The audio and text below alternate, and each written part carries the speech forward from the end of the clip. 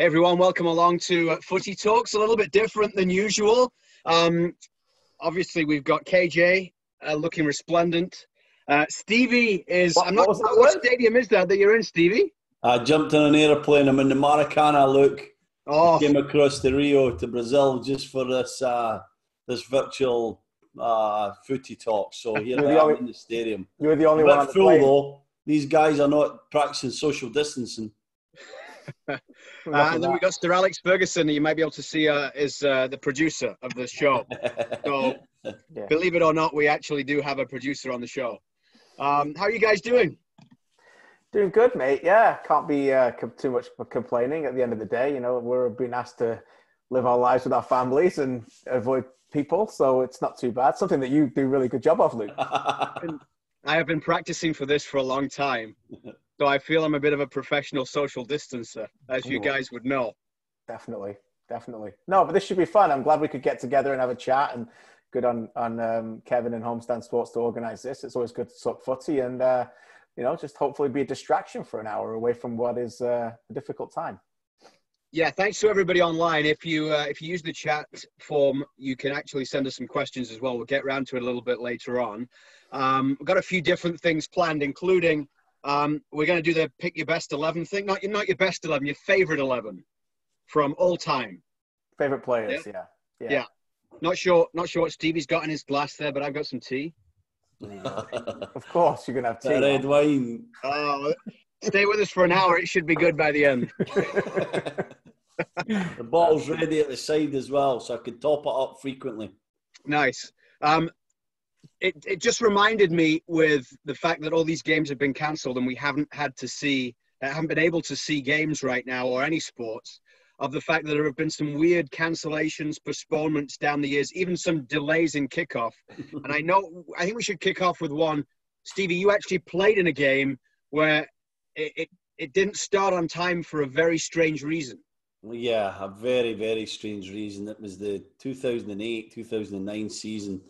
And we kicked off at Sheffield Wednesday away, your great rivals, Luke. I think they battered us 4-2. I'm playing for Burnley at the time. And before you know it, next game, we're at home, Ipswich, big opening day home game at Turf Moor. And so they had decided to try and jazz it up a little bit with some parachutists coming into the stadium and landing on the field. Now, you would think a football field's a big enough area to land on, wouldn't you? But one of the guys, who was a bit an expert, unfortunately had a tough day, just like we did a bit later because we lost 3-0 to Ipswich that day.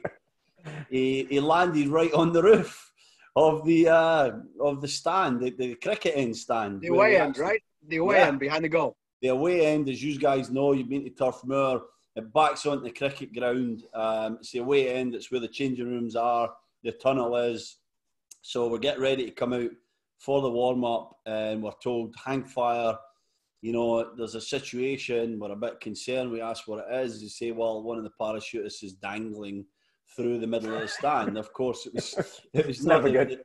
It was a derelict stand pretty much, KJ. So as we went out and looked, I'll never forget the scene. I looked up high and his two little legs are just dangling. His body's at the top half. He's came right through the roof and his legs are dangling right through it. So he's stuck there and the fire engines are coming. We're delayed in the changing room. Everything's a laugh under own coil. And the reason I remember it so significantly is because it was actually the Olympics that year. So it's 2008, August 2008, and it was a 100-metre final. So we were supposed to be playing when the 100-metre final was going on. I'm pretty certain Usain Bolt won the gold. And when they eventually moved them, we were ready to go out for the delayed warm-up. Owen Coyle told the referee and the officials, hang fire, guys. We're watching the 100-metre final. We'll be out in 5 minutes. Amazing. So we delayed it even longer. We watched the final in the dressing room. We went out, we had our warm-up, delayed about 40 minutes and proceeded to get an absolute doing. We got spanked 3-0 by Ipswich on the day, which was an ominous start to what became a really brilliant season. That's a great story. Great story. The parachutists that never made it to the field.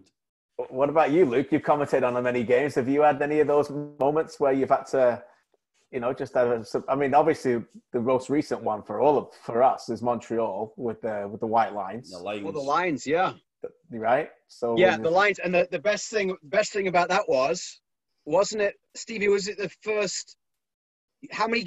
That was basically one of your first 2 or 3 games. Yeah, 5 or 6 games I'd done, Luke. I think I'd done the Philly game. Then was it New York after Philly? I can't quite remember. You made your commentating debut against Seattle, didn't you? Seattle, when you guys were doing the Euros, Jason DeVos was busy with you guys. You were in the studio. Yeah, that was a one-off, and then I think I did maybe a couple of games at the end of that season, regular season, and then right into the playoffs. So it's probably like my 6th or 7th game. Yeah, and Jason had waited for years for some kind of playoffs, and then you walked into an MLS Cup within 5 weeks of your broadcasting career. But the biggest game was when we were tap dancing at the Big O for like 45 minutes. Just fill in time. Fill in time. Yeah, I was right down by the side of the pitch on our set, right behind the goal. And I remember where in the Big O, Montreal players walked out to come onto the pitch right by our set. So they're all gathering on our set, wondering what's going on. And some are looking, some are giggling away. Some are looking just disgusted. Drogba had this look of stone. And I'm like, what kind of league am I playing in that they can't even measure the lines properly? Drogba was furious with it. But yeah, I remember we were just waiting. It was just a surreal night, but obviously a very unique and epic start to what was a very special and unique series for Canadians. It added to the drama, didn't it? Yeah, it just really made it such a special night and such an incredible 2-game series between the old rivals. It was just, we couldn't believe it. We couldn't believe it got the lines wrong. It's crazy. You talk about the reaction of some world players or superstars like Didier Drogba. Brings to mind, and it wasn't a huge delay, but it was a delay of about half an hour of the Whitecaps' first ever game in the MLS playoffs. So I want to say that would be 2012, right? Yeah. And they went to play LA Galaxy. Galaxy away, yeah. They played the Galaxy away, and David Beckham was playing for the Galaxy. And fortunately for TSN, who was showing a CFL game at the time, it's a really important game right at the end of the regular season. I think it was the Ticats and the Argos. Fortunately for TSN, NBC was also showing the CFL game that night. So there was no danger of the game starting before the CFL finished because it was on both NBC or Fox at the time, maybe it was, and NBC and TSN. So it gets right to the end, and I think, my memory's not great, but I think it was like the last moment of the game, they kick it to tie it up, and it has to go to overtime. So the players are back in the locker room just about to walk out, and somebody has to go in and tell David Beckham that after his warm-up, this playoff game isn't starting on time because they're going to overtime between the Tiger Cats and the Argonauts. I've never heard of them in his life, probably. Absolutely. Someone for MLS had to go in and deliver that message to David Beckham, but apparently it got through and everything was okay in the end. The Whitecaps won, of course. That's great. Hey, from Victoria, BC, Jaideep is there. Jeffrey, this is awesome. Thanks. Get your shout in early on, says Jeffrey. Loved seeing TFC 2011 on TSN. More, please. I think there will be some more old games and maybe even some old World Cups or Euros or something else coming down the line, I think. Hope so. Yeah, Hope so. Yeah. A question here from Jager says, if Euro gets delayed to next year, World Cup the year after, if both go on, will the extended summer tourneys 2 years in a row destroy the players and they'll get no real rest 2 years straight? The good thing, though, with the way this is all playing out is that actually now FIFA moving the World Cup to December in 2022 is looking like a masterstroke. They knew it was coming, yeah. I think these guys, they play, oh God, do they get 3 weeks off a year, KJ? That's about it. You know, they play every summer, whether it be a major tournament or international fixtures anyway. So I'm pretty sure they'll be ready for it. They'll deal with it. They'll cope with it. It's not ideal, of course. None of this situation is, but they're very adaptable, these players, and they're so professional that they'll be okay. They'll be ready for the Euros next summer. Yeah, I agree. Just take some rest now. Don't do too many keepy-uppies with toilet rolls and you'll be fine. As you guys keep showing us on videos. Wileman was awesome. One of the best I've seen, Luke. How long did that take you, mate? The left foot finish. Hey, it was yesterday morning I did it, and it wasn't really very warm. By the time I came in, my fingers were absolutely frozen. I've been out there that long. But the annoying thing was, second time through, it was incredible. And Hudson, my 8-year-old boy, was recording it, and he screwed up the recording, right? Right. So then obviously I couldn't get it, and it took me a long time. But in the end, the left foot finish was something I'm very proud of. I've not seen yours yet, KJ. Hey, look, if it's anything like your Sports Centre hits, it must have took a few takes. So Go again. No, that's not fair. Because one of the main things I love about you, Luke, is your honesty. At least you told us that you didn't take it the first time. Go again.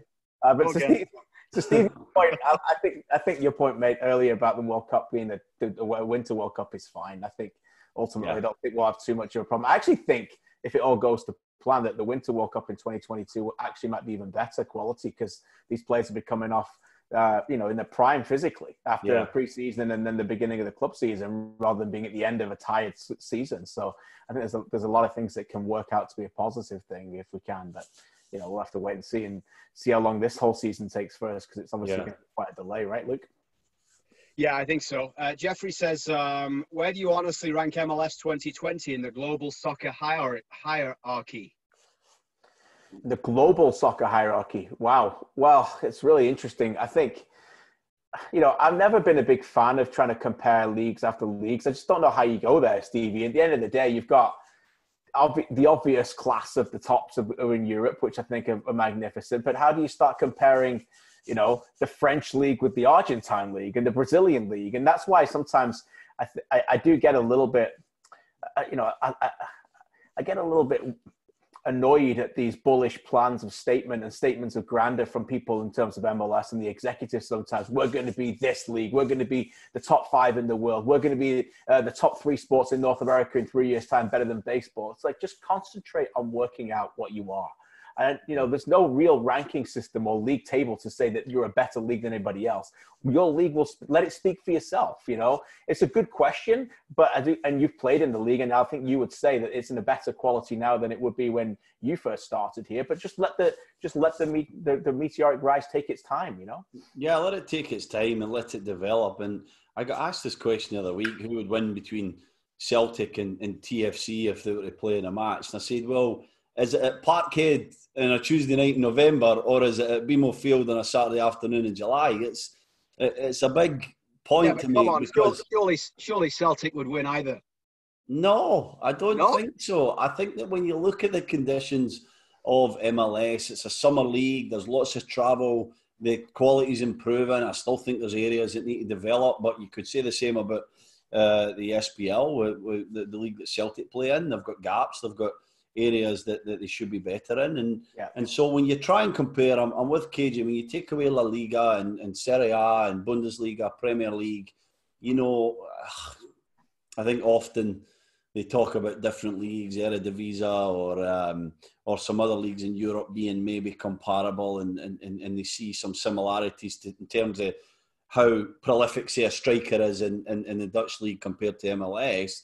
They try and think it's comparable, but it's so different because of the difference in time of year when they play. So I just think that it's just a silly point to make. And until we can really compete in North America for the marquee signing, the top players, when they're choosing between a LA Galaxy, an Inter Miami, a TFC, and a Barcelona, and a Juventus, and a Manchester United, the top 5 are going to be far and away ahead, and the rest are pretty similar. It depends where you are in your career and what sort of challenges you want at that moment.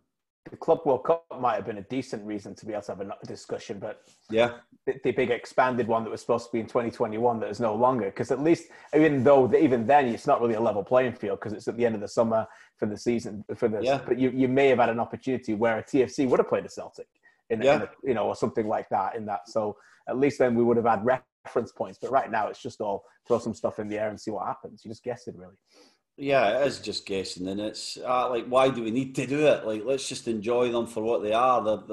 Every league has its unique style and its quality players and great moments, and we're part of one that's grown exponentially. It's just brilliant to watch and It's getting better, and we're now competing with our neighbours, Liga MX, in different nations in South America for these marquee guys, these big signings. What a step that is, KJ. Let's enjoy that. No, we're getting some younger guys coming for Europe at more prime stages of their career. Let's enjoy that stage, and then maybe in 5 or 10 years, let's assess if they're close to challenging with the top 5 or 6 in Europe. Talking of different leagues, Rudy asked a question, which league do you expect to return to action first after the break? He says, at this point, I'd be happy to support a side playing in the Easter Island Super League. I was reading a great piece, I think it was on The Score yesterday or a couple of days ago, about the fact that the Belarusian Premier League is still going on. Yeah, and they're going to keep going on. They're going to keep playing. The A-League is as well, behind closed doors, though. I've been following that a little bit. But, yeah, if you want to pick a league, the Belarusian Premier League right now, although it said that the average attendance was 10,000 at the place, the club that the article was on, and only 3,000 turned up to watch. So I don't know. Who knows what's going to return first, but Belarus is still ongoing right now if you really need your fix of something. And they talked about, in the article, maybe some TV deals coming along the way. So, hey, KJ knows everything about the Belarusian right-backs. So any player anywhere around the world. Nope, not at all. Don't even have notebooks behind me for Belarus League, so there you go. I've been there, guys. I went there for an international, I think, maybe around about 2007. And we played there. I didn't play. I was on the substitutes bench, but I think we drew 0-0 with them. It was a tough game. Great place to play, great place to visit. But I've never watched a domestic game there, unfortunately.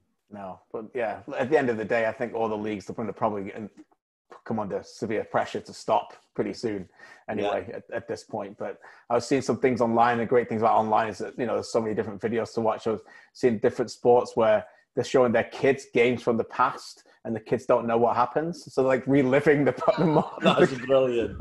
I love it. That's a great idea, I think. Hasn't it been a great time for nostalgia though? I mean, I find myself, I watched a tremendous Tommy Burns documentary, a guy who coached me for Scotland and for Newcastle Reserves, and sadly passed away fighting against cancer, probably about a decade ago now.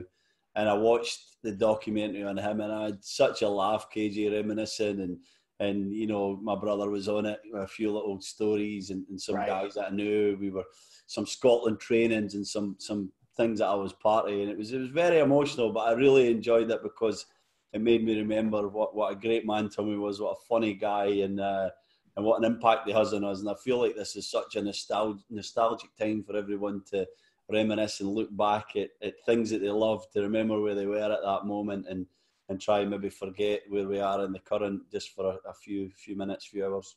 Yeah, no doubt. For me, I wrote a little bit of a thing on TSN last week about what we miss in terms of the live sport, and that's for me what you miss. But to try and replicate it is try and watch the other things, what we've always been to, what we've wanted to watch in the past, keep an eye on things. At least we've got that ability to do that during this time. So it's not like technology's been shut down as well. So go and enjoy that while you can and spend time with the families. And that's what we're doing at the moment. But as you said, it's, I think in the modern day world in 2020, no matter what business you're in and no matter what work you're in, it's all go, go, go and nonstop. And to actually slow down and take some time to just pause and reflect is important. And so it's kind of good to look back and watch some old games and old videos and old players, which I'm sure Luke will get to some of our favourites in a minute.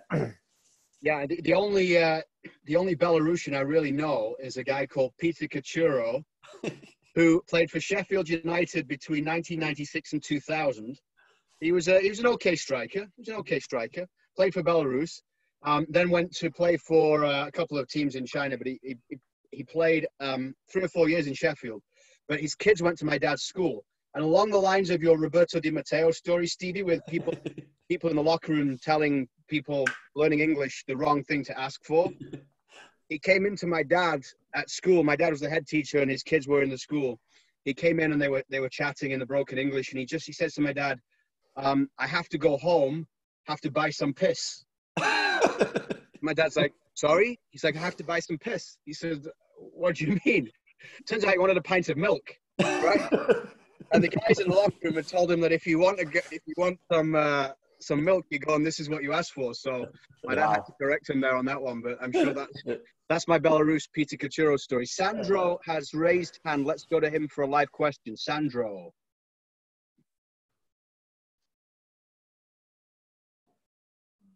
Hello. Hey, Sandro. Hi, Sandro. Oh, you can hear me. Yeah. Sorry, guys. Just to take you off the Belarusian stories and No, not do. We were done. We were done with the Belarusian stories. It Finishes at you guys 1. took that further than I thought you would.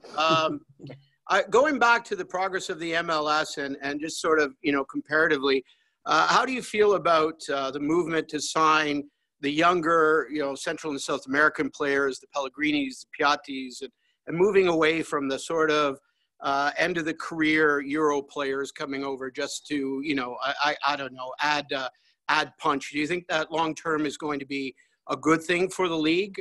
Is it going to be something that will grow the MLS to a point where they can compete at some level with the larger international clubs? Yeah, it's a great question. Is it a good thing to have some of the younger, talented South American players coming over rather than the Caldwells of this world? Is what we're asking. Well, I didn't want to be that specific. Well, I was going to say Rooney. Rooney, yeah. A lesser player. So. No, that's a really good question, Sandro. For me, it's obvious. I think it's but it's a really good thing for the league. It's the way that it ticks a lot of boxes. I think it makes the talent on the field better collectively going forward to push the game. The tempo of MLS needs to be collectively raised a lot. For me, too many games at slow pace, and I know weather's involved, but South Americans do that everywhere around the world. The tempo that they raise, they also bring that grit and determination to win. I know it's a huge generalization, but it's just a fact that when you get around these players, there's just something a little bit about them, special about them. And I think already they also tick the box where MLS goes, okay, we want to be a selling league. We can't just be a buying league. Almiron's gone, Joseph Martinez is gone as well. I think if you scout properly, and that's the other thing, it ticks a box too. It puts pressure, Stevie, on teams to really scout properly and get them. And already you're seeing players come over here like Zato, who just went to Atlanta, Janelle, went to LAFC. Yeah. These players, they look like a real deal for me, Stevie. And as I said, the teams now have got to scout properly because the haves and the have-nots are getting bigger and bigger in MLS, aren't they? Yeah, and you have to think about you're buying an asset. So you're buying a guy who is going to come perform for you for 1, 2, 3 years, and then you're going to move them on, make some profit, and start and create that business side of the recruitment of your club. I also think that it brings a real hunger to our football as well, KJ. I think that there's nothing against an Henry or a Rooney or any of these older guys coming to MLS. I think they've played their part, Beckham even, you could say, in building the league and creating that attention and some eyeballs on the league. But they've done it in Europe. They were coming for a different reason. Whereas these young guys are coming from South America and they're coming to perform because they know that this is probably the best shop window within the region to now get themselves to Europe and get themselves to some substantial clubs. Almiron was a big part of that with his breakthrough with Atlanta. He was sensational, and then he moves to Newcastle United for something like $25 million, whatever it was, $30 million. So it's that pace, that hunger that you're talking about, guys who want to excel, want to do well for their clubs, to then either win trophies, of course, but then to step on to the big European clubs that we were discussing at the start of this show. Dan's asked a couple of Premier League questions. One is directly to me about my feelings at the prospect of the Blades qualifying for European competition. Excitement, fear, also thinking the Europa League doesn't seem to benefit the English clubs that qualify like West Ham and Everton. I'll take whatever European competition we can get for the Blades, to be honest with you. I remember when I was just starting off in radio in Sheffield in the mid-90s with Dave Bassett, the world's greatest ever manager. Brilliant. As the guy that was in charge of the Blades. They played against Udinese in the Anglo-Italian Cup at Bramall Lane. Remember that Anglo-Italian Cup? Yeah. Complete waste of time. But that was the first interview I ever did with a football manager, was Dave Bassett at Bramall Lane about the Anglo-Italian Cup game against Udinese. So yeah, the Blades don't have a great European football pedigree, I would say. Still, you've never played in Europe, huge club. I just said they don't have a pet. We've played a lot in Europe. You've never played in Europe. You've never played in Europe, so you have no European pedigree. Zero pedigree. Anglo-Italian a little bit. Cup. That's not Europe. Cup. Does it count? Of course it counts. Stevie, did you ever play the Intertoto Cup? You remember that one? I did. I got to the final of that with Newcastle, and it was much maligned, and people said it was a disgrace.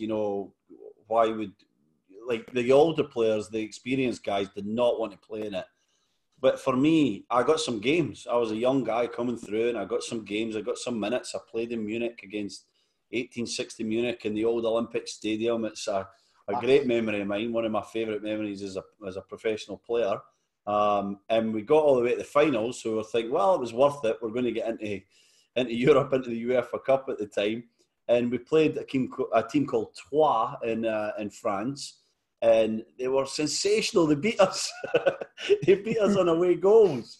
They gave us a doing. So we never even made it to the UEFA. But that season we finished in the Champions League place because, and I think you guys will remember, it happened to West Ham maybe this season or 2 seasons before, where they started the season like a house on fire. They were totally prepared. They were fit as fiddles. They had been playing competitive games since early July. Same for us. And we started the season flying, whereas West Ham the season before, they dipped and they sort of faltered in the second half of the season. We didn't. We kept going. And I'm sure we finished 4th that year. But I put a lot of that position down to the Intertoto Cup. I thought we were just flying. We had Dyer, we had Jenis, we had Bellamy, we had Gary Speed. We had really fit players, that's for sure. But I think that early competitive action really helped us and allowed us to have a great season. And you guys will laugh, but about the European thing, like my son is asking me, can we go to Bramall Lane to watch the Blades play Barcelona? Right? It's not going to happen, but it could. Right? Yeah. It's not as unrealistic as it has been for the last however many decades. Right? It's amazing. There's a chance it could happen. No, there's not. Of course there is. Hey, KJ, the second part to Dan's question, unless there are 2 different Dans, and by the way... You can't hear me, Dan, can you hear me, Dan? Congrats to Villa, by the way, their longest unbeaten run of the season right now. Absolutely spectacular. Hilarious. Dan says, KJ, as a Villa fan, I really enjoyed watching the team last season. They played well consistently and the playoffs were exciting. Is it better from a supporter's perspective if they get relegated, or do you think they can take a step forward if they somehow cling to survival in the Premier League for another year? Wow, there's a lot to unpack from that question. Is it better for supporters? I think a lot of it comes down to the team that you're with. Look, it's not good if they go down. It just isn't. It's a team that believes that they should be in the Premier League. Obviously, founders of the Football League, founders of the Premier League, they believe that that's where they should be. So, no, they don't want to go down, particularly when they've worked this hard. Also, because of the construction of the squad. So they really exhausted everything they could possibly get out of the veterans last year. Jedinek, Whelan, Hutton, lots of players that were done at the club and needed to move on. And it was about restarting and refresh, whether in the Premier League or the Championship. So they've gone and signed all these players, and many of them have been okay. Some of them have been really poor. None of them have really been brilliant. But the ones that they brought in have been okay. But if you go down, then suddenly your wages will go down, and then you start losing players. Then your best player, Grealish, is gone for sure. I think he'll probably be gone anyway. And then you're back to square one, because then you're like, okay, now we're going to sign players again. And the history of Villa in trying to identify talent over the last probably 10 years has been their biggest downfall, because they've recruited so poorly, spent so poorly. Financially, they've been a mess because of it. And I do worry that they're a little bit like that now in terms of the recruitment of players. So, look, they're just going to try and stay in the league, and then build that momentum going forward. And, for me, they were precariously close to losing their manager before this all stopped. I really felt they were about to play Chelsea. The way that they played the last few Premier League games away from home, particularly the way they start games. Some of the fan base, as much as they love Dean Smith because he is one of their own, literally a Villa fan, grew up there and his dad worked in the stadium. It's difficult to go through that relationship if it's not working. But there were people starting to wonder, is he the best kind of man for this job? They were too open. So hopefully they just stay in the league and can build forward. But so I hope that answers your question, because they do play a brand of football that I think fans relate to. But as we've seen this season, Villa, Norwich, Bournemouth, these kind of teams that have done that, it has been a little bit of a problem down at the bottom of the league when you've got other teams who have been a bit more pragmatic, like Palace and Newcastle and a couple of others have just looked like they're staying in the Premier League, even though it's nothing to be easy on the eye for sure. Just on that one, before we move away from MLS and specifically Villa, with related to this question from Luke Connolly, talking about the EPL break, which teams might actually benefit from this unforeseen break? Do you see it changing the bottom three situation? I don't really know. I don't really see it changing too much of the bottom three. I just think, who's going to benefit? Well, Villa will benefit because they'll get McGinn back if they start playing, soon. I don't know about you. My mind hasn't even gone to that yet. I still really think there's a massive concern that the league won't even start again. I know there's talk today about them extending it all the way through the summer and then having a short break and trying to squeeze as much in until the end of June. But with contracts expiring at the end of June, I just don't know how they're going to get all the games in. It's going to be very difficult. And I think there's a realistic scenario here that the season could be avoided and everything could just be stopped and no league is awarded. I really do think that's a possibility, Stevie. I don't. I think that it has to be finished. I think however long that takes, I get it with contracts and situations, but that'll either be fixed legally or I think you'll just lose players and you'll need to bring in others or do what you've got. It must be finished for me. I've been thinking a lot about this and, you have the different conspiracy theorists saying this might be scrapped and that might happen. And I just think for the integrity of the Premier League this season and every season before and moving forward, it needs to come to an end, however long it takes. So I'm sure it will be. I don't know who benefits. I'm with you, KJ.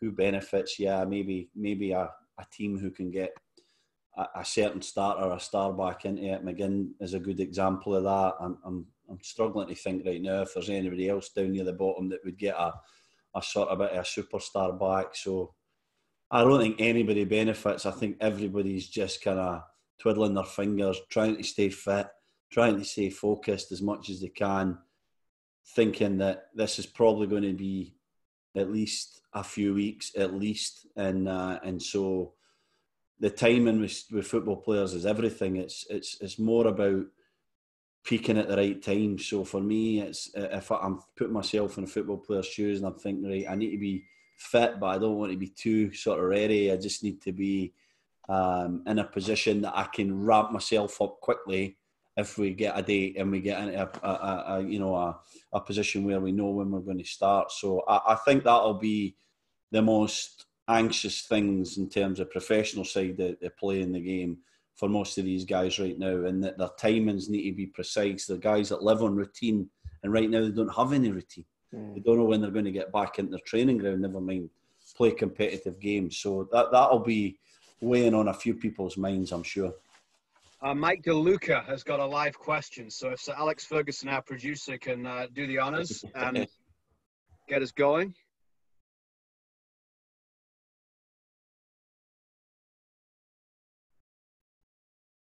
We're not in Fergie time, He's obviously. gone. Fergie time's ended. Oh, here we go. Here we go. Ah, nice. Just unmute your mic. Myself. Hey, there we go. I'm unmuted now. I think if I was thinking to what would be the day we'd all be online a few months ago, I thought it'd be because of a snowstorm or some other circumstance that wasn't the one that we're currently in. But hey, here we are. Thanks for spending a Sunday night to us, Kevin. Thanks for organizing. It's brilliant to be online with you guys. Question that's kind of been on my mind is just, there's so many different things to juggle here. I play administratively from a footballing standpoint and so on, but leadership is, to me, it's a huge time for leaders within the clubs to really step up and show what they can do for the younger players in the squad, for, players who are seasoned vets who have never experienced something like this before. But Stephen, you touched on it a second ago with all these question marks looming about when are we going to get back to training? How do I keep fit? Your total normal routine as a footballer has been flipped upside down. How important is it for clubs right now to have those leaders and those captains in the dressing room reaching out to their fellow teammates and reaching out to everybody within the club and kind of keeping tabs on how you should be handling yourself, how you should be treating your body during this time off, and how much do you think when and if, but hopefully when football returns, how much better off will those teams be for having those leaders step up and play a massive role during this time off? I think great question, Michael. I think that they'll certainly be better prepared for when they're ready to get back, or even through this break. We're having the leaders, and I'm sure every club has a communication stream organised amongst each other. I think that they'll be on these WhatsApp group chats. They'll be on an email stream. They'll even be having some kind of video calls with coaches and captains will be checking in on players, because I think this is more than just a physical thing. It's obviously a mental health thing for a lot of these guys, and having these youngsters, cope with this situation. I mean, we're all coping with it. The globe, the whole world is coping with it in terms of we've never experienced anything like it. But as a young pro who's been just given everything to try and be at his best, to be out there on the field, and is now asked to kind of, train in isolation or train within his home or within his apartment, wherever he lives, it's going to be mentally taxing. So, the older guys, as much as it's new to them as well, I think they'll be checking in, making sure that they're feeling good, making sure that there's a level of communication there, whether it be on a FaceTime call or indeed just a phone call, to keep these guys sane in some regards, KJ, because that to me is the biggest thing right now. The mental health side of it is really concerning, and the effects of that, because we're right in the midst of this uncertainty. I don't think we know the effects of that until it kind of a few weeks go by and it develops a little bit. Yeah, I'm glad you mentioned the mental health. It's the one thing I've been thinking about a lot lately. I was with Luke last week at TSN. We were doing a show and talking to a few people, and I mentioned it to Kevin Gilmore. And I just think, ultimately these players, I don't think, and it's a great question again by Michael, I think players they're so intelligent when it comes to looking after themselves. Not given enough credit, really. Footballers at the highest level, or any level, really, they know how to get through adversity. They know how to work themselves. They know how to keep fit. It's not about dipping down and seeing you later. I'm going to go and, let myself go for 3 or 4 weeks. They'll be ready. They'll have individual programs. You can communicate with people back at the clubs. All of that for the fitness levels. And these bodies that we're talking about, they need it. They feed it. They want that. That's how they keep. But it's the other stuff. It's the downtime. It's taking them away from the routine that would worry me. Not just about footballers, but everybody during this time. It's difficult times. You really rely on the people that you're with, close loved ones, and we don't know that some of these people may not even have those. So it's a lot of times where you're on your own, and some people don't do well with that. So I think mentally is the key thing here, that hopefully there's support groups that people can check in with and look with, where we're chatting away for each other tonight, and people can listen to us, and hopefully footballers are doing the same within their own clubs all around the world, because I think it's very important that these people are looked after mentally as well as physically. Lots of different clubs are approaching it different ways in what they can do and how much they can do for their players. TFC were talking this week about the fact the players obviously can't come in, but they're having the TFC chefs send meals to the players, and they're also doing some online cookery classes with the chefs and getting all the players on FaceTime and getting them to cook their own meals and stuff like that as well. So there are different ideas that they can have to try and keep everybody occupied and keep everybody together. But Mike's question was a great one about leadership, Stevie. Who was the best leader you played under? Oh, best leader I played under. There was so many, Luke, and not always wearing the captain's armour. And I think that's what we have to recognise, that, the best leaders lead because they're good people and they know what good practice is. And, I always think of Gary Speed, God rest his soul, who was a brilliant leader to me and a lot of young lads. And, Speedo wore the armband for nearly every club he played for, including his country, but he wasn't necessarily our club captain. Alan Shearer was a club captain and another very good leader. But Speedo was a guy for me who, when Michael talks about someone who's going to check in with the youngsters and who's going to make sure that things are right with them, and who's going to, pick them up when basically they're down and they've had a bad game or two, or correct them on something that they're doing that's just heading them down a path that might not be great for the development and the betterment of their career. Speedo was that guy. He was always there for you. If we had Bradley Orr on this call, who's a youngster at Newcastle with me, or Gary Caldwell, my brother, or Peter Ramage, who went on to have a brilliant career, or James Coppinger, who's still playing at 38 years old at Doncaster. Every one of these guys will tell you Gary Speed. So he's a name that certainly comes to mind. Warren Barton, Rob Lee. There was the Shea Givens, the Steve Harpers. That was with my first club. And then I think of guys like Gary Breen, who was a different kind of leader, Breen. He was more of a quiet leader and not a guy who was so forthcoming with his advice and his words. But again, led by example, and was someone that we all sort of looked up to because of his abilities as a player and because of what he'd achieved in his career. So there's always these guys. And if you're a smart youngster, you're looking around, Luke, you're in that changing room and you're saying, who do I want to hang about with here? Who do I want to be near in the mornings, at lunchtimes, on trips, nights before the game? And if you're smart, you pick the right influences. And if you're not so smart, then you end up in the wrong group and it can derail you a little bit. And thankfully, I'd like to say, I don't know if I was smart, but I was intuitive enough to realise that I should have been hanging about with A guys. And they set me up for my entire career. I took on many things I learnt there to every club that I ever went to. You talked earlier about some of the things that the people are doing, especially the pros. We see the videos of the kick-ups with the toilet roll, that sort of thing.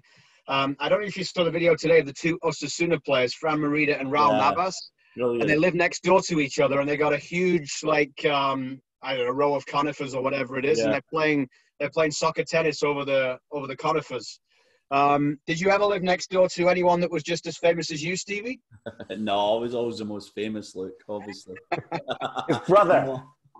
I got away for the players. I always lived in strange places. Did I ever live next to... I lived in... when I was in Birmingham, Wade Elliott and I lived together, as you guys know. The second year we got an apartment that was... We put our allowances together and went, let's go for a big smart apartment. And so we lived in this old... What could go wrong? Yeah, exactly. You should have seen this place. It was amazing. It was like a New York style loft. It was thousands of square feet. We had a pool table. We had this zinc wrap kitchen. It was amazing. But it was like 4 apartments above each other. So it was a small space in terms of the number of occupants within the building. But we had Ravel Morrison above us. What could go wrong? So I'll tell some stories on him in a minute. And we had Mark Fortune below us, who had been a teammate of my brother's at Celtic and was at West Bromwich Albion at the time. So it was a bit of a football players block this, but young Rav would be playing music at 2 a.m. He'd be playing PlayStation with his mates on like a Thursday night at like 2 a.m. And Wade and I would be wide awake, and Wade would be like, "You're gonna have to go up and tell him." So I'd go upstairs, and the politest kid you could ever meet, Ravel Morrison. I know there's been so many stories about this lad, an absolute wonder kid with the football, but his career's never really got going. But extremely polite, and I'd go up and I'd chat the door, and he'd come to the door as if like, fancy you coming here, like not a care in the world. And I'd be like, Rav, you're gonna have to put the music down, buddy. We got a game Saturday. It's too loud. He was on loan at Birmingham with us, and he was like, "Oh, I'm sorry, Stevie. I'll put the music down." Always so polite, put the music down, but it was like oblivious to the fact that you probably shouldn't be up at 2 a.m. on a Thursday night. So there was some stuff that went on there, but there was certainly no keepy uppies. But Rav was a character and a lad who it was just such a shame that he could never get his talents together, KJ, because he would do things in training. Sometimes a guy scores a goal in training that's so spectacular, there's like a groan for 20 other players. It's like, oh, what just happened, And this kid would do that once a week. His talent was exceptional. He could never quite get it together. I know he's still young, and I'm still got my fingers crossed that it'll happen somewhere, but unfortunately he's never had a successful run anywhere professionally yet. He was with your lot, Luke, wasn't he? Yeah, he was one of Chris Wilder's reclamation projects, but we were just too good. Didn't work for him. Has he gone? Has he left Sheffield United? Yes. I think he's gone, yeah. I was going to say Middlesbrough. I think Middlesbrough. Tony Pulis. Yeah, Woody's here. Woodgate. Oh, Woodgate now. Yeah. He went to Middlesbrough, I think. Yeah. Believe it or not, we've only got about 15 minutes left to go. So do we want to do these, the favourite 11s? Sure. Yeah. Let's do it. Pump it out. All right. Do you want to do each other's at a time, or goalies, or what do you want to do? Yeah, let's go through goalies. All right. Well, yeah, but there's probably different formations, right? So why don't you just do your 11? So to let everybody know what we wanted to come up with, we wanted to just come up with something where we were like some of our favorite players over the years and throw them in an 11. So it's not necessarily the best players we've seen. Probably most of the time it isn't. Some of the players will be very good because of what we like, but this was basically something we had an idea where we put together an 11, and then it can obviously spare some stories as well to come off that as well. But all in all, players that we liked a lot during our careers, me and Luke as broadcasters / fans, and Stevie as a player / broadcaster / fan, I suppose. Stevie, do you want to go first? I will. I'll go first, and I'm going to choose my goalie. And my goalie is Walter Zenga, the Italian goalkeeper from Italia 90. And I'm going to tell you my story. And he was a fantastic goalkeeper, but Italia 90 was so big to us, KJ. We're similar in age. And we know that was a huge tournament. And I just love Zenga. I can remember looking at him. I'm about 9 or 10 years old. And just thinking, this guy's just the coolest guy I've ever seen in my life. He's got a thick gold chain that would swing around, that would never be allowed these days. Jewellery's all off. But back then, Zenga just looked like the coolest guy I've ever seen. So I can just see him in that grey Azzurri goalie top, Italia 90, hair's amazing, the chain swinging around, and he's making saves. So my goalie's Walter Zenga. Love that. Love Walter Zenga. The only thing that annoyed me about Walter Zenga was the 1990 World Cup semi-final on penalties. It was useless. I remember it live, and you go back and watch that penalty shootout, mate, he wouldn't have saved 11 if any of them put in the middle of the goal. He never moved. Yeah. I was so angry with him because I wanted them so much to win against Argentina, and he was terrible. But yeah, as cool as a dude as you could ever imagine. That's a great one. Do you want to do your entire team, or do you want us to give you our goalies? Oh, give me your goalie. My goalie is Mark Bosnich. Oh, wow. Yeah, Mark Bosnich, who was a crazy man for Villa in goal. But when Villa became good at the beginning of the Premier League... I missed that. Well, you wouldn't know what a good team looked like. When they became really good, this team, and they almost won the Premier League, there's something special about when you follow your team, and Wileman can actually relate to this right now. When you follow your team, and you know that certain players are better than most people know. Mark Bosnich was class. Yeah. Absolutely brilliant goalkeeper. And brilliant shot stopper, great personality as well. And so, yeah, my goalkeeper is Mark Bosnich. I don't have a full Villa team, but there are some more Villa players to come. Luke? My goalkeeper is somebody you've probably never heard of. But when I was growing up, I used to live halfway between Sheffield and Chesterfield. And when Chesterfield were in the old Division 4, their goalkeeper in the mid-80s, and then he came back at the end of his career in the mid-90s and got a promotion again with Chesterfield, was a guy called Chris Marples. And you'll never have heard of him, but he was a player that I used to go and watch a lot because I would, as I was growing up, go watch the Blades or go watch Chesterfield because we were right in the middle. Sometimes I'd go to Hillsborough. And the other thing about Chris Marples was he actually also played county cricket for Derbyshire. He was a wicketkeeper. That's brilliant. So in the 80s, he would play for Chesterfield during the football season, and then I'd go and watch him play for Derbyshire at Queen's Park in Chesterfield in the summer. So he's my goalkeeper. Because he's never the best keeper in the world, but he got a couple of promotions for Chesterfield. I saw him play football and cricket. Brilliant. A real life Ian Botham or Dennis Compton. Yeah. Sporting legend. Love it. Stevie, who have you got in defence? So my right back is Cafu. I don't think you can go much further than Cafu. Just an incredible football player. One of the coolest guys you could ever meet as well. You never heard anything controversial about him. He just kind of went about his business. I always just thought of him as a pure football player. Of course, he was marauding. He got forward on that right-hand side. He was pretty much a winger. I actually was watching some of the highlights for Scotland's France 98. And, of course, Scotland played Brazil. For France 98 in the first game, Stade Francais, and Cafu was there for the second goal. He was making that late run as he did, sort of inside right, KJ. Yeah, I remember it. Was Tommy Boyd OG, unfortunately, but it just really made me think of Cafu. What a player he was. So he's my right back.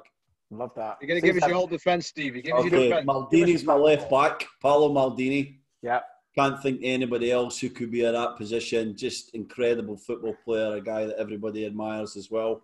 Two AC Milan guys there I've picked up now. And I would probably go, it's tough for me to centre half guys. It's Gary Caldwell. Gary Caldwell, yeah. No, I'm going to go Jaap Stam. Again, one of my favourites. Right at that time where I was really analysing centre halves, and I just loved how powerful he was, strong and quick and good in the ball. And I'm going to go Marcel Desailly. And I love Desailly. He played midfield, he played centre half. He was obviously another Milan guy, but spent some time at Chelsea. And the story I always remember was Chelsea, Newcastle, FA Cup semi-final, 2001, if I'm not mistaken. And I was there as a fan. I was a bit young to be in the squad, unfortunately, but I was there as a fan. And the story that came for that game that Shearer told us after it was that he kept peeling on to Frank Leboeuf. It was Leboeuf and Desailly at the back. And he kept coming on to Leboeuf to try and get some space. And Desailly is saying the whole game, "Hey, Alan, why you not come to me? Why you not come to me?" And by the 10th time, Shearer just turned to him and says, "Because you're too fucking good." And I loved that story. He kept away from Desailly. He had enough sense. What a player.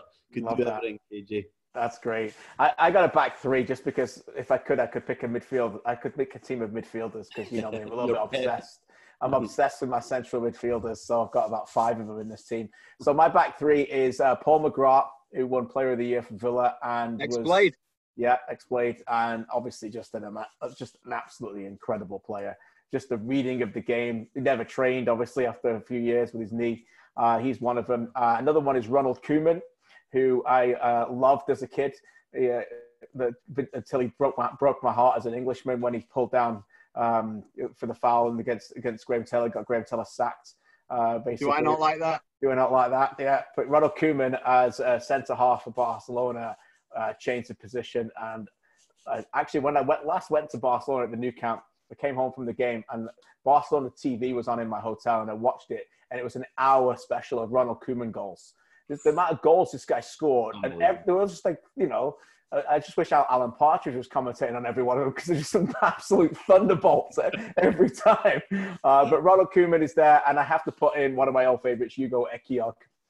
Hugo Ekiok was one of my favourites. God rest his soul. And what another example of a player that I just love to go watch live because I thought he was far better than most people. I didn't understand. He didn't get many England caps, but obviously it's a very difficult thing to do. But a brilliant defender who read the game really well. Him and Southgate were tremendous partnerships. So that is my back three. Luke.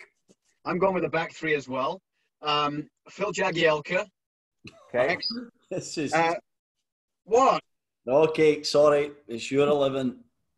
Great guy. Like him a lot from when he was first at Sheffield United. He came through the ranks at the Blades, was one of the first ones with a good pipeline now to get a big move when he went to Everton.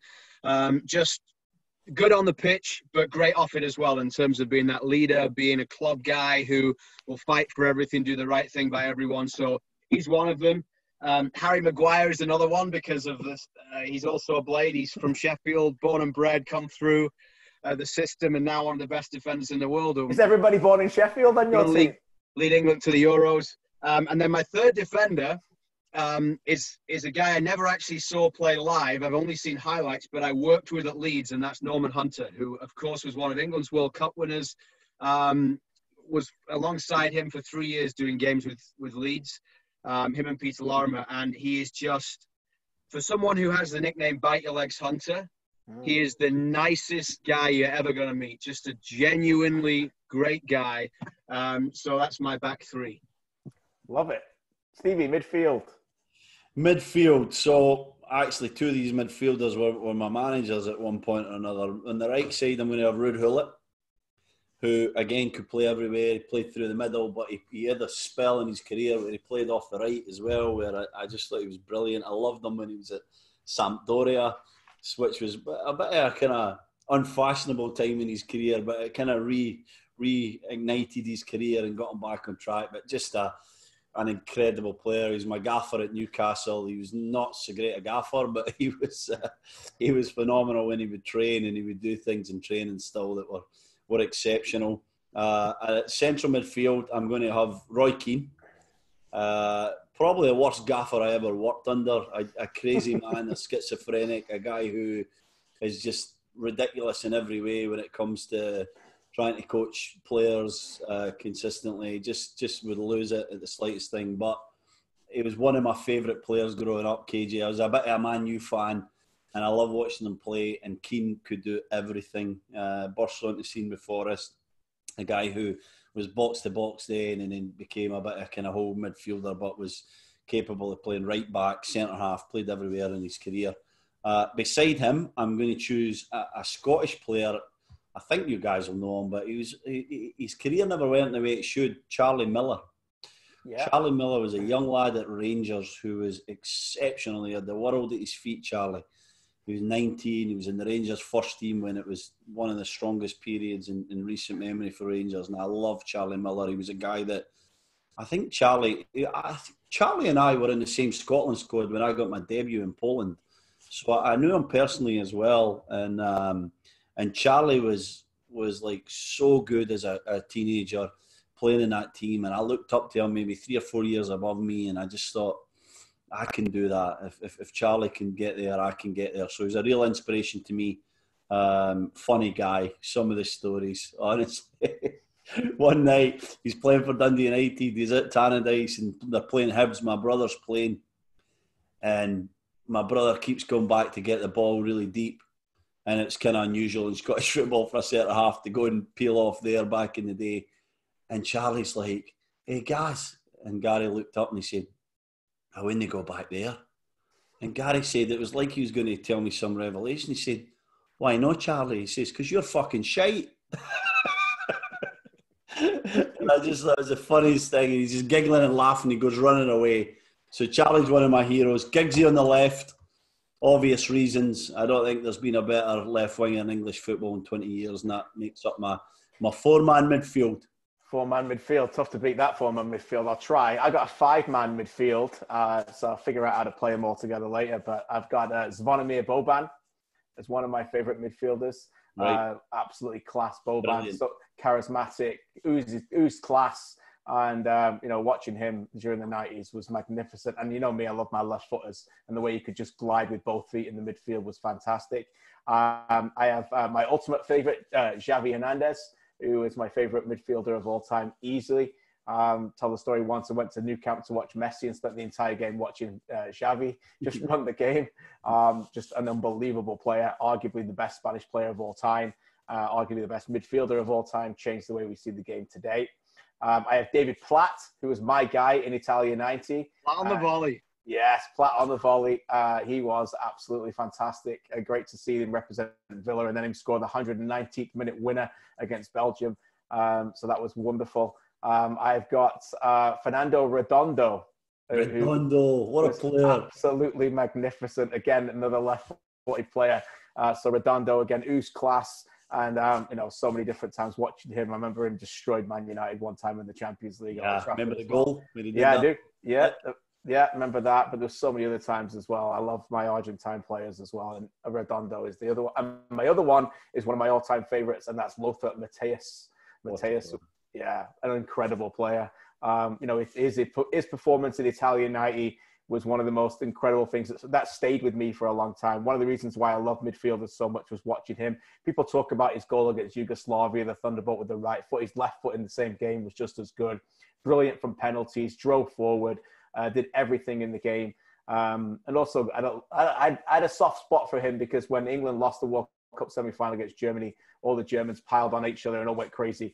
And Matthäus was the one guy who went up to Chrissy Waddle and went, "Sorry about that." So I always had a soft spot for Matthäus. So that's my midfield 5. And as I said, I'll figure out where they're going to play later. Luke. I figured you would have had that comedian Schweinsteiger in there. I thought he was one of your boys. He was one of my favorites. He's been the greatest guy I've ever had to interview. My favorite interview, no doubt, Schweinsteiger. Yeah. I've gone a little bit different. Oh, not right. So when you're talking about favourite players, it's over the course of time. So I've gone with a couple of current players as well in my midfield. Nice. So, and I'm playing with wing-backs. So I've got a 3-4-3. We'll see how it goes, but we got a couple of wing-backs. So I'm going with 2 Canadian wing-backs. On the left, Alphonso Davies, because called his first ever game for Vancouver Whitecaps. Absolute legendary story. One of the best left wing-backs in the world right now and one of the greatest Canadian exports, and just can't wait to see what he does. And on the right side, he didn't say it was an all-men's 11, so I've got Jade Revere of the Canadian women's national team, the right wing-back. Young Canadian talent once again, teenager, came through Markham Soccer Club, which is one of the best soccer clubs that there is in the country of Canada. There, aren't you, Luke? Declaring interest, Wileman. Declaring interest. They got a very good board of directors, right? So Jade Rivera is on the right. So they're my 2 wing-backs, 2 young Canadian wing-backs. And then my 2 central midfielders. One is Diana Matheson, great career for Canada. And one of my highlights of my broadcast career was calling the Olympic run in 2012. and Matheson, of course, scored the goal that won bronze. So she's in there for that reason, but obviously the career as well. And then the one name I don't know if you've ever heard of, but this is a blast from the past. When I was growing up towards the end of the late 80s, Sheffield United had a run where Dave Bassett got them promoted twice in 2 years, and they ended up in the old Division 1, and then it turned to the Premier League. And on the final day of the season in 89-90, they won at Leicester 5-2 to get promoted to the top flight. On the same day, Sheffield Wednesday got relegated. Central midfielder during that rise with the two promotions, having come from Brentford, was a guy no one had ever heard of until Dave Bassett brought him in, called Bob Booker. And the whole of Bramall Lane would chant, "Ooh, Bob Booker." I say, "Ooh, Bob Booker," right? On and on and on, all game long, right? He's a legend, always has been, always will be. He's in the centre of my midfield. So that's my four in midfield. That's class. That's a different midfield, eh? That's amazing. Wait till you get to my three strikers. I just can't wait for this. Stevie, finish your team off. Oh, it's tough for me on strikers. There's so many good ones, isn't there? I mean, you guys know my admiration for Henry, Shearer, the ones that I played against, Drogba. I've been lucky. I played against some of the best. Torres' spell in England was sensational. Suarez, Messi, Ronaldo. But I'm going to pick a couple of guys here that are a little bit off sort of what you would think, because when you're playing against someone and you know they're a good player, but you actually get shocked at how good they are. And you never forget it as long as you live, KJ. You get that lesson on the field. And it just stays with you forever. And it's special moments. And for me, one of them was against Alan Bosic, who was playing for Middlesbrough at the time, played for Lazio, Croatia, unbelievable striker. His feet were tiny. His feet were like this size, and he was 6'1". He was a big guy, powerful. And I played against him at St James's one afternoon, and he just gave me a torrid time. I think he scored a couple of goals, one free kick, one header maybe, and he was sensational. His movement, his ability, his awareness. I'd never played against a guy that good before, so it really stuck with me, that performance. And the other one is Dennis Bergkamp. Again, people love Bergkamp. People know he was really good, but I promise you, if you were ever lucky enough to play against him, he was ridiculous. His ability to find space and to bring other people into the game was just remarkable, and his vision and his artistry, the things that he saw, the things that he tried, we can remember the goals were just sublime, someone else. And he was also one of the dirtiest players you could ever play against. He would break your nose or break your leg if he could get the chance. He was so dirty, you could never believe it. I used to always wonder why he was so dirty, and I figured it was maybe because people kicked him so much throughout his career. But Bergkamp was sensational, and Alan Bosic and Dennis Bergkamp make up my team. Great picks. I remember, I thought I saw Bosic play when I went to the 99 Cup Winners' Cup final, but I just checked he didn't play in that game, actually. But Pavel Nedved did. I almost put Pavel Nedved in my team. Some really good players in that team, in that game as well. My front two, one is a Villa player, Dalian Atkinson. Dalian Atkinson, who obviously everyone remembers for the goal against Wimbledon, when he obviously went through the entire pitch and then lobbed the goalkeeper and went over and obviously grabbed the umbrella, and the fans are all jumping underneath him. But what Atkinson and Saunders did was a partnership, and you know what forwards are like, it's all about partnerships. But Dalian Atkinson was incredibly underrated and still scored one of my favourite goals when I was at the 1994 League Cup final against Man United. To start the game off, ball came over, one touch and then another touch into the corner. An outstanding player, and God rest his soul as well. And my other one, I think, is one of the most underrated players of our last era in the last 20 years. And it's just finished, and it's David Villa. David Villa, for me, who is one of the incredible player, one of my favourites, just because you could do anything you want. You could play as a 9, could play on the left side. Obviously overcame injuries, never really got his due until he went to Barcelona, but was brilliant at Barcelona, almost single-handedly. I know he didn't score in the final, but won Spain the World Cup in 2010. He's that good. He was the best player in that tournament, despite what everybody else said in the awards that were given afterwards. And a player I love to cover in MLS as well. And I don't get too intimidated by anybody when I interview them, but I love watching them and love interviewing them. But it was great to chat with David Villa because I just know what he's accomplished. So many as you could pick and choose from, but I went with Dalian Atkinson and David Villa. Luke? My front three. That side I mentioned that got promoted at Leicester on the final day of the season. You got that cheeky grin on your face again here. No, because at the time, even though they were playing in the second level of English football at the time, they were one of the most prolific strike forces in European soccer in the late 80s, early 90s. Brian Deane and Tony Agana for Sheffield United, right? They fired the Blades to promotion. Dino scored the first ever Premier League goal. So they're two of my front three. And the third one is also a Blade, but he didn't have anywhere near as much success. But a guy called Alan Cork. Yeah. Oh, yeah. I remember Alan Cork, of course. Okay. Crazy gang, Wimbledon for a long, long time. Yeah. Then ended up at Sheffield United. In the run to the semi-final of the FA Cup in 1993, Alan Cork had this long beard and he wouldn't cut it while the Blades were in the FA Cup run. And the beard was a huge grey beard, and it was down to almost his bottom of his chest by the time the FA Cup semi-final took place. United played Wednesday, and it was the first time they'd moved the semis to Wembley, because it was Arsenal, Spurs, and United Wednesday. That's One of the best days of my life, even though Wednesday beat United in extra time. Mark Bright scored the goal in extra time. But the whole of Sheffield was at Wembley. Everywhere you looked, it was like people you knew, just all the way around, family, friends. It was just like to see 75,000 people move from one place to another, and it just feel like you were in Sheffield in the middle of Wembley was incredible. But Chris Waddle scored after 2 minutes, and then Alan Cork with his beard, Google it, look it up, scored a goal to make it 1-1. I remember it. Just before half time. And the guy, I was sitting with my sister and my dad at Wembley. The guy in front of me, he was rather large, and he stood on his seat, right, to cheer the goal.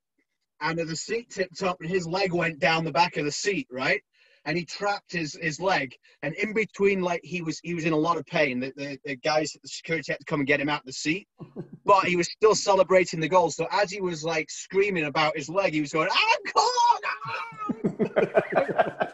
It was amazing. It was fantastic. We lost in the end, but it was a great day. And Alan Cork is the third striker I've got there of the three former Blades. So you were sitting in the posh seats then, Luke, because you remember the old Wembley by the dog track. They used to have the very first section. They didn't have backs on the seats. Yeah. No, it was just red plastic seats, and there was no backs on them. Remember? We were upper level behind the goal, so there were backs on. Yeah. It was sort of the second deck. It was below us was the seats with no backs. So yeah. This guy would have been much better off if there hadn't been any backs on the chair. Took a few security and a few other sort of inebriated Blades fans to try and pull him out of the seat. I love it. That's why it's so good, all these things, but it's all individual stories, right? What it means to you, what those players can mean, and the other stories it can bring of it. That's what's so special. I played with Brian Deane at Sunderland. He was my teammate for a few months. Great guy. Such legend. A guy. He scored a hat trick against Ipswich in one of the seasons where, like, the Blades always started terribly. And then Dave Bassett somehow got them going second half of the season. They stayed in the top flight. And it was, I would say, late December or January, and we were in a real mess. And we beat Ipswich at home 3-0. They were also in the relegation zone.